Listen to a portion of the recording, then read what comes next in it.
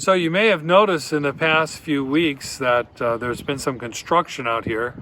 One of our very generous parishioners has donated re-landscaping the entrance of the church. We were experiencing a problem, as everyone is, with Scotch pines. And if you look around the circle here, the Scotch pines are dying. There's a disease that's going around the country, especially hitting here in the Midwest, that Scotch pines are dying. So the trees had to be taken down. And so the parishioner came and not only took the trees down for us, but beautifully landscaped the entrance and widened it so it's more like an inviting with arms open to pull people in. Let's put some beautiful rocks and lit the thing up and irrigated the system. We also now have a very clear flower bed, so we can put flowers around the front of the entrance. And so I really want to thank the Schilling family for all that they've done. As usual, they're so generous and benefit the parish. Just want to make sure that you know that no parish money has gone into this project. It's all been donated. The other thing I want to let you know this week is that we'll be having another encounter night on the 24th, Saturday the 24th. And I've asked Louis Kane to come in, and Louis will tell you about the program. Yeah, so we're having another encounter night, and encounter is an adoration, Eucharistic adoration, music. There's going to be prayer teams, confession, just a really great chance to encounter God in the Eucharist. So really encourage you all to come out. We're going to have it Saturday, October 24th, starting after the 5 p.m. Mass. So around 6, so you can come to Mass, stay for a little while. You don't even have to stay for the whole thing. I really just encourage you all to come out for at least a little bit. I also wanted to give you an update on some of the people in the parish and what's been going on with them.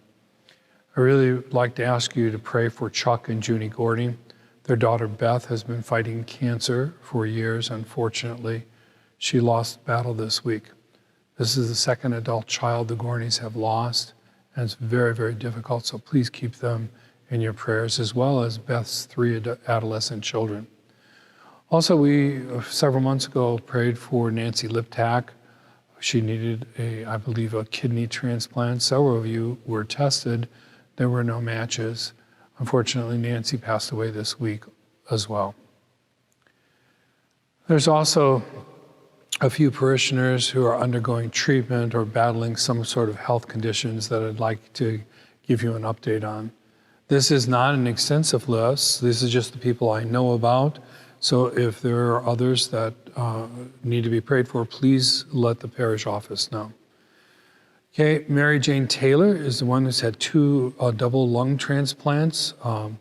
Duke University said that they would consider her, so she's going to Duke and hopefully qualify for a 3rd double lung transplant. Please pray for her. Alex Carlson, 17-year-old boy who for most of his life has had a stent in the back of his head. He's a wonderful young man, just a loving young person. He has really had a horrible summer, been in and out of the hospital. They've had to move the stent. His stomach's had different problems. He just was released, and now he's back in the hospital again. So he's been in a lot of pain, and he really needs to be held up in our prayers. Bill Janellis is a longtime parishioner. I think Bill's like 88 years old. He's been dealing with a lot of serious back complications, had a hard time walking. He was in the hospital for a while. He's now released. Please keep him in your prayers. Grace Castagna is 97 years old, and her health is declining. She's really having a difficult time. She's currently in home hospice, so please pray for her. And Roz Huff, daughter of Beth Rowley, she's been in declining health as well, so pray for her. On a positive note, Karen Fowler had a cancer scare. They removed the cancer, and she's doing well. Ethan Migdal is the little boy we've been praying for. It was 21 months he's been struggling with heart problems, and they finally had a procedure that worked. He is doing very well, and he's actually learning to walk, so this is fantastic. So if you keep all these people in your prayers, and again, a disclaimer, this is just the people that I know about. So if nobody's called the office, I would have no way of knowing. So please, if there's someone else that you would like to pray for, please let us know. And finally, I'd just like to have a call out. We talked about the angel dusters cleaning on Tuesday. Now we're back using the day chapel. It has to be cleaned on Friday. So if anyone's available on Friday morning after Mass to come in and sweep up and do some of the kind of maintenance work in the day chapel, it would be greatly appreciated. Thank you. I hope you have a wonderful weekend.